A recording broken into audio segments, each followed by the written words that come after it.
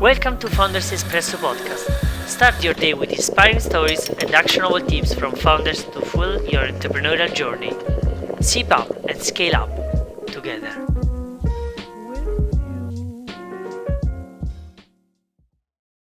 Okay, Andrea, thank you for being here, for accepting this chat for Founders Espresso. My pleasure, Andrea. So we have the same name, so it's a plus for me. It can be a tricky or a plus, we'll see. Andrea, can you provide a one-sentence description of your startup and share your long-term vision for its future? Yeah, I would say that SMACE, corporate offsite, made easy. So this kind of very brief description embeds what we are trying to accomplish. So we are building a platform based on the concept to make it easy of booking.com that streamlines the same ease of use, but applied to corporate events.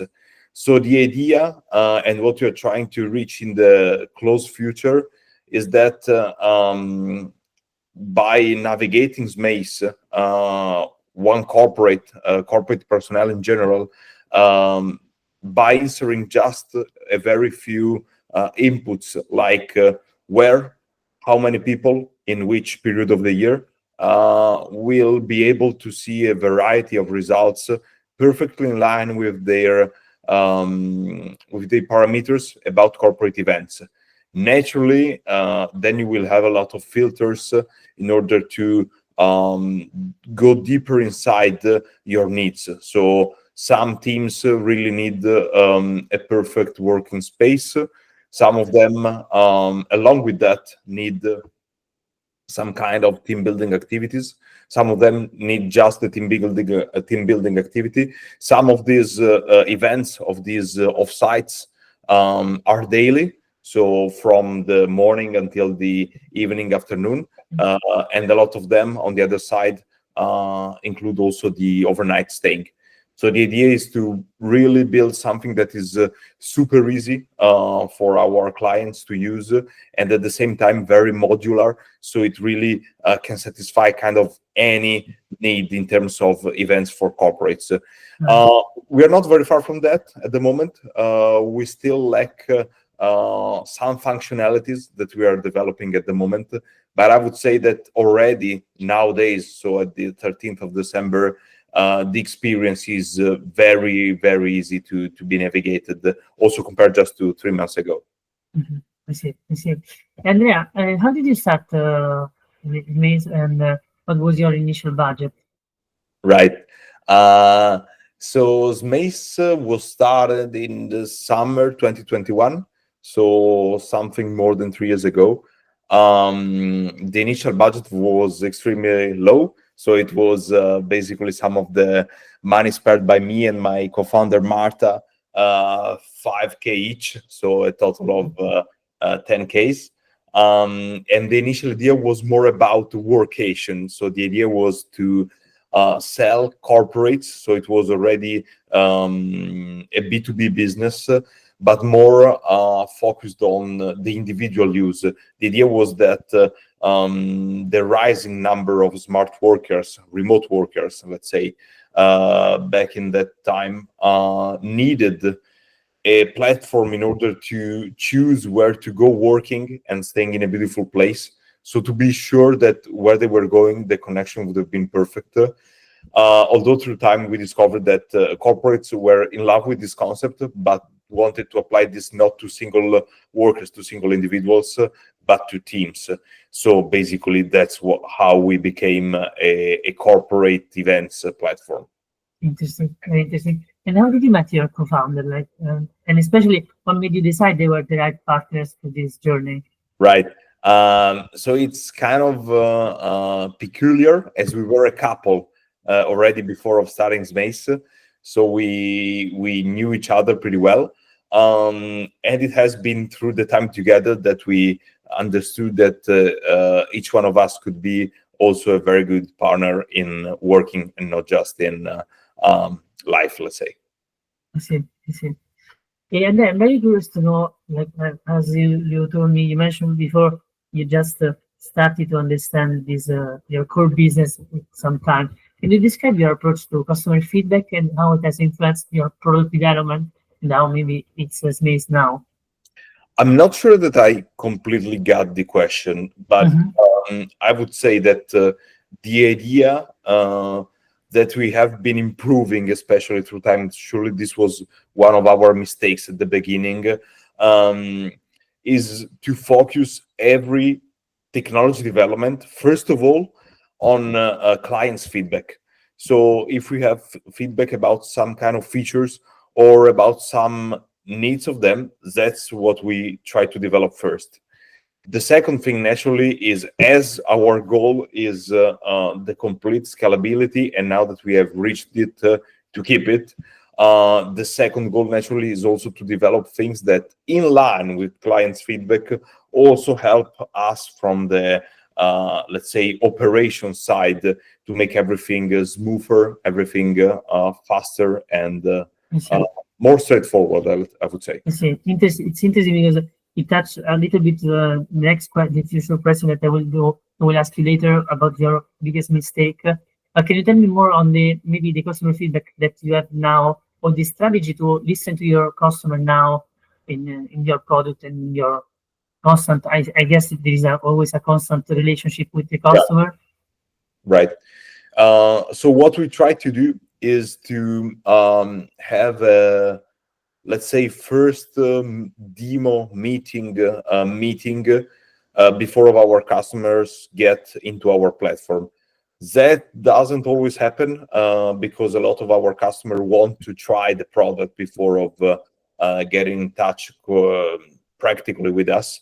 And when we manage to do this, which in any case happens pretty often, we really try to understand every feedback that the clients gives us, also by involving really them and not giving let's say an active demo but a passive one. So it's the other way around. So Mhm. let's say that we try to give the product in their hands and to see how do they behave with the product in their hand, and just trying to Interesting. understand how would they behave with the product if they were on their own.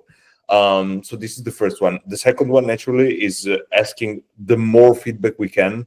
So we have automated processes about sending service, both to, because it's something interesting. We have two sides of customers. One is the corporate clients, and the other one is our partners. So on the partner side are all the hotels, anyway, venues which provide the service, and all the service providers, such as the ones who do the team building activities, photographers, anything that can come to your mind. So we really try to understand their opinion by seeing it ourselves, and then also by sending a lot of service out. I see. I see. Thank you, Andrea. Can I ask you what growth strategies have proven most effective for your startup and what made them particularly successful for your business? So if you have any, yes, so any strategy that you have developed in order to grow faster and maybe in a more efficient way. Right. I would say that we have two main challenges, which have already proven to be successful, let's say, but we still have a lot of work to do in both sides of these challenges, which is on the partner side. We really need to make strategic partnership with the big operators. So the idea is you that own something like 100 venues, you should get on board to SMACE and upload all those 100 venues to SMACE, instead of getting in touch with every single owner of a single venue. This is something that naturally still sticks valid, and we have a lot of amazing partners that own just one venue. But as you can understand, this really takes way more time than onboarding one huge partner.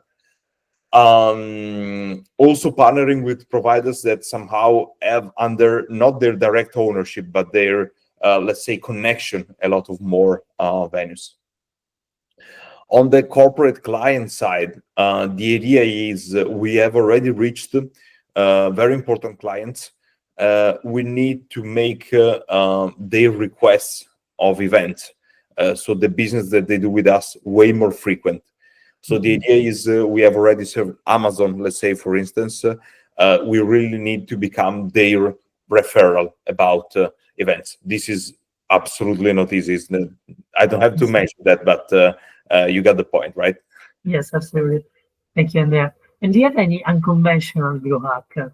So something that maybe you have tried as a, I don't know, at the beginning especially, and now that just by remembering you remember that it was a successful unconventional growth strategy. Mm. Something really successful. Is it about sales or any kind of other? You decide. It can be I would operational sales. Got it. Something that has really been surprising to me is the efficiency of just sending out some, let's say, public announcement to just a list of journalists, and how effective it is in having it published, instead of going to, PR agencies and so on. Probably this was the most effective way of having our media published, let's say. This is something that has been surprising to me. And this is one of the advice that I gave to a couple of startupper friends. And this was very effective to them as well, surprisingly, because everyone thought that it was kind of very difficult to have an article published. Although if the news is good, it's going to be probably published. Yeah. Interesting. Yes, it's something that I've experienced. It's very small part of in my previous experience, and it's quite shocking in a good sense of where like if the article is good, there is a good news, they are super welcome to share it. Yeah. Yes. This was something that has been surprising to us. Yeah. I see. And what are some tools or platforms that have been most essential for your startup, and why? So you mean something that we have developed or something that we have been using? You decide, but yes, usually it's more on the what you are using. So something to simplify your operation or solve major problems. But also, if you have developed something super cool that people could eventually purchase, why not? You can also tell me. Right.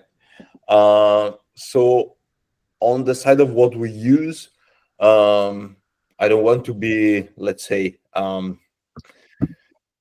not spectacular, but definitely AI services recently have been a huge develop for us. It was just right this morning that I was talking to one of our developers, Antonio, and he was so excited about a new AI tool that was helping developers to basically super easily correct bugs. And this is something that really, from 1 year on, is sparing us hours and hours of work each week per each person. The same applies to Copilot for copywriting, and we are really excited about Sora. So we read that it has been just released publicly, and we really are eager to use it soon. About what we provide to the others, that I really believe it is helpful, is one of the steps of our process. So basically, right now, the platform is structured such as you will input just a few parameters, as I mentioned before, just a little bit more of what I mentioned. So at the moment, we are also asking you if you don't have a precise idea of the location, in which area should it be, and a couple of things more. However, this is super brief, something around 40 seconds. And basically, in 40 seconds, you are going to have some results already chosen for you. This is something that typically would take hours of research, especially for someone who is not, and it's 99% of our clients, is not doing this as a main job, so someone who is not planning events. So let's say the marketing manager who should look for a location for his team of site, 20 people, and so on, should take around 3-4 hours, while you can have it in 40 seconds with SMACE. And this is the interesting part. So it's not right now, but we plan to provide this kind of service also to travel agencies, the one working with corporates and in terms of events, because it really could be a huge development also for them. Absolutely, absolutely. I totally see also the potentiality of this kind of solving this super huge pain, especially in a society where time is it's a core point. So Yeah. it's super interesting to see how you are going to develop. Yeah, and that's basically the real added value of SMACE. So the ease of use, which translates basically in a lot of time spared. Sometimes it gets also to money spared, but money in an indirect way. You know what I mean? So Absolutely. how much does it cost all these people doing this? If it takes just a few seconds, it's totally another story. And also the completeness of the service, which is still at the end of the day also sparing time. So not having to get in touch with the venue, with the one who is going to be the photographer, with the transfer and so on. You're going to have everything in one place. Yeah, it is because you don't recognize the complexity of events until you do it. Like Right. As soon as you start to do it, you starting to realize the complexity that you have to manage. So it's interesting. We may even say that managing an event is a nightmare. Hopefully not with SMACE. Thanks. Nice motto. Andrea, can you share me a mistake or a failure that taught you a valuable lesson and describe also the emotions that you experienced during that time, and how did you work through those feelings in those challenging moments? Right. So as I mentioned before, I would say that the biggest mistake that we have been doing, and I guess that it also comes from the first-time founder experience, has been the one of already developing something without having the interest of a customer. About this, I have a huge, let's say, deeper. I want to go deeper about this. So the thing is that we had the interest of customers, but it was just not on the paper, let's say. So no one really wrote down that they would have paid us in order to do that. So I would say that the interest of the customer is just when they pay or when they write down and sign that they are willing to pay if you do that. Because we built something, but we didn't have the certainty of having already the money in the bank, let's say, if we had developed that. But we developed anyway because they were saying us, yes, we will buy. But you can do that just when you are sure that the money will come if you do develop that. So that's the I would say the biggest lesson learned that we have had our time. It's there is also another founder that I've talked with is Antonio Bigozzi, co-founder of Tachyon, and he told me a very similar same lesson basically because he started to build Tachyon by first of all selling and then build it because it's something super common to build something that maybe it's not the problem in the solution that you're providing, but the problem is in how you develop the solution or how you face the customer, and you can know this kind of limitation or barriers only if you start to selling immediately. Right. So it's super interesting that you also face this kind of challenge. Totally true. This is the hugest mistake and the hugest lesson learned. Yeah. Andrea, do you have any daily habit or routine that has positively impacted your productivity and motivation as a founder? I didn't get the question. Sorry. No problem. So if you have what daily habit or routine? So I don't know, wake up in the morning super early, take cold shower, this kind of. Do you have any routine that has positively impacted your productivity and motivation as a founder? Got it. I would say that this is more about sports. So I really try to keep myself fit, and it's both about fitness, sport itself, but also a lot about the way I eat. So this is something that really helps me feel fit, and this really also helps my concentration and my productivity. I believe that the combination, I don't want to be banal, but the combination of good sleep, good food, and a pretty good level of sport activity is something fundamental that really keeps yourself focused and sustainable, because the rhythm of a startup founder are terribly hard. So you really need to have a strong, let's say, structure behind in order to sustain that. Also, something that helps me pretty much and is connected to this is meditation. So daily meditation, also very brief, but this really helps relieving, and this is very important. Interesting.